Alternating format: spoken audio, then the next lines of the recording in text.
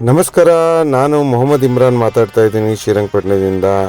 ನಮ್ಮ ಪ್ರೀತಿಯ ಶ್ರೀರಂಗಪಟ್ಟಣ MLA ಆದಂತಹ ರಮೇಶ್ ಬಾಬು ಬಂದೇಸಿದ್ದೇಗೌಡ ಅವರಿಗೆ ನಮಸ್ಕಾರ.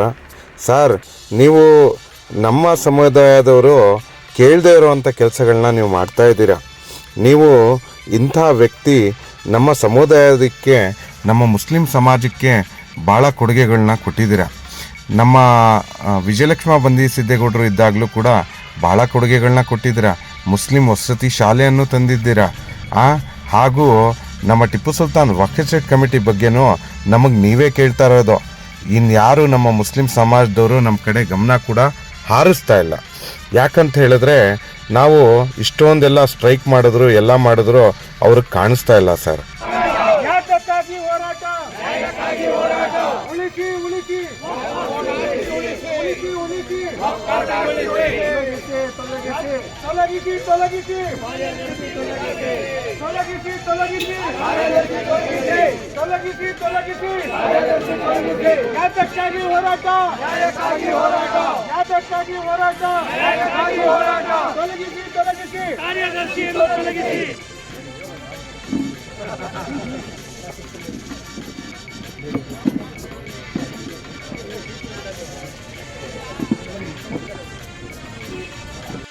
ನಮ್ಮ ಟಿಪ್ಪು ಸುಲ್ತಾನ್ ಶಹೀದ್ ರಹಮತುಲ್ಲಾ ಅಲೈ ಅವರು ರಾಜ ಆಗಿದ್ದಾಗ ಅವರು ಹೇಳಿದರು, ಅವರು ರಾಜನೇ ಈಗಲೂ.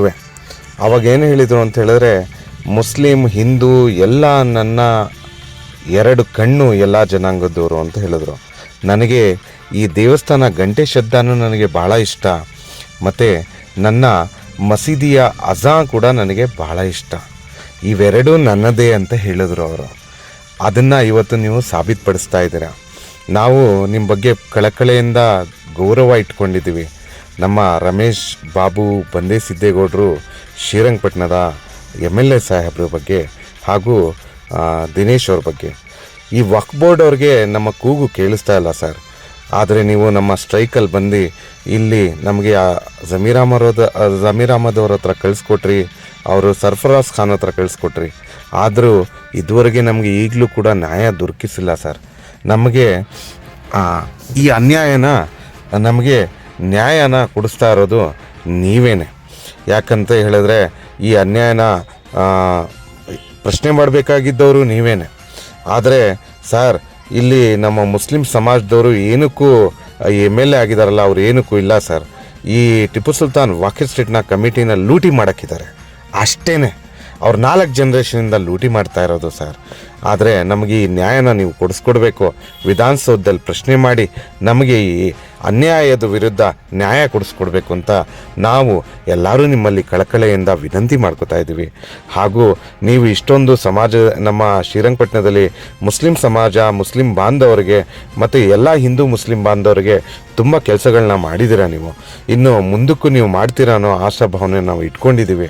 ಹಾಗೂ ನಿಮ್ಮಲ್ಲಿ ವಿನಂತಿ ಕೂಡ ಮಾಡ್ಕೊಳ್ತಾ ಇದ್ದೀವಿ. ಈ ಮುಸ್ಲಿಂ ಬಾಂಧವರೆಲ್ಲ ನಮಗೆ ಈ ನಮ್ಮ MLAಗಳು ಕೇಳದೇ ಇರೋ ಅಂಥ ಪ್ರಶ್ನೆಗಳನ್ನ ಮುಸ್ಲಿಂ ಬಾಂಧವರು MLAಗಳೆಲ್ಲ ನೀವು ನಮಗೆ ಹತ್ರ ಬಂದು ನಮ್ಮ ಹತ್ರ ಏನು ನಿಮ್ಮ ಸಮಸ್ಯೆ ಅಂತ ಕೇಳಿದ್ರಿ. ನಾವು ಇವತ್ತು ಭಾಳ ಖುಷಿ ಪಡ್ತಾ ಇದ್ದೀವಿ, ಹೆಮ್ಮೆ ಪಡ್ತಾ ಇದ್ದೀವಿ ಸರ್. ಅದನ್ನು ಇನ್ನೊಂದು ವಿಷಯ ಏನಂತ ಹೇಳಬೇಕಂದ್ರೆ, ಈ ಸರ್ಕಾರದವ್ರಿಗೆ ದಯವಿಟ್ಟು ನಮ್ಮ ಬಾಬಣ್ಣ ಅವರಿಗೆ ಶ್ರೀರಂಗಪಟ್ಟಣದ ವತಿಯಿಂದ ನಮ್ಮ ಮುಸ್ಲಿಂ ಬಾಂಧವರ, ನಮ್ಮ ಜನಾಂಗದವರೆಲ್ಲರೂ ನಾವು ರಿಕ್ವೆಸ್ಟ್ ಮಾಡ್ತಾ ಇದ್ದೀವಿ.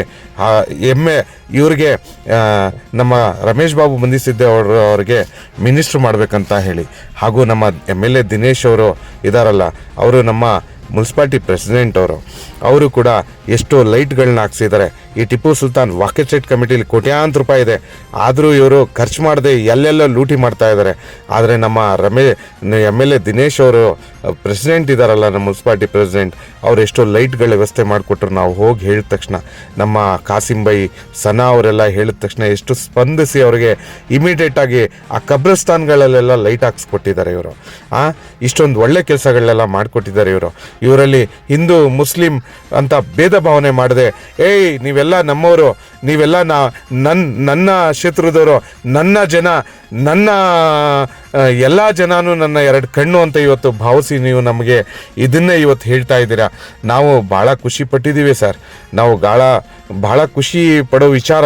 ಇಂಥ ವಿಷಯನ ನಾವು ಸಮಾಜಕ್ಕೆ ತಿಳಿಸ್ಬೇಕಾಗಿದೆ. ನೀವು ಕೂಡ ನಮ್ಮ ಎರಡು ಕಣ್ಣು ಅಂತ ಹೇಳ್ತಾ ಇದ್ದಾರೆ ಇವತ್ತು. ಅಂಥ ನಮ್ಮ ಶ್ರೀರಂಗಪಟ್ಟಣ ಮುಸ್ಲಿಂ ಬಾಂಧವರ ಮತ್ತು ಹಿಂದೂ ಬಾಂಧವರ MLA ನೀವು ಎಲ್ಲ ಜನಾಂಗದ ಬಾಂಧವರ MLA. ಅದನ್ನು ಇವತ್ತು ಸಾಬೀತುಪಡಿಸ್ತಾ ಇದ್ದೀರಾ. MLA ದಿನೇಶ್ ಅವ್ರಿಗೆ ಮತ್ತು ನರೇಶ್ ಬಾಬು ಬಂಧಿಸಿದ್ದೇಗೌಡರು ಅವ್ರಿಗೆ ನಾವು ಹೃದಯಪೂರ್ವಕವಾಗಿ ಅಭಿನಂದನೆ ಸಲ್ಲಿಸ್ತೀವಿ ಹಾಗೂ ಅವರ ಚಿರಋಣಿಯಾಗಿದ್ದೀವಿ. ಅವ್ರ ಬಗ್ಗೆ ನಾವು ಭಾಳ ಅಪರವಾದ ಗೌರವ ಮತ್ತು ನಂಬಿಕೆಯನ್ನು ನಾವು ಇಟ್ಕೊಂಡಿದ್ದೀವಿ. ನಮಗೆ ದಯವಿಟ್ಟು ಸರ್ ಈ ಟಿಪ್ಪು ಸುಲ್ತಾನ್ ವಕ್ಫ್ ಸ್ಟೇಟ್ ಕಮಿಟಿ ಬಗ್ಗೆ ಮತ್ತು ಈ ಆಗ್ತಾ ಇರೋವಂಥ ವಕ್ಫ್ ಬೋರ್ಡಿನಲ್ಲಿ ಅನ್ಯಾಯದ ಬಗ್ಗೆ ನಮಗೆ ನ್ಯಾಯ ದೊರಕಿಸ್ಕೊಟ್ಟು ನಮಗೆ ಪುಣ್ಯ ಕಟ್ಕೋಬೇಕು ಅಂತ ಹೇಳಿ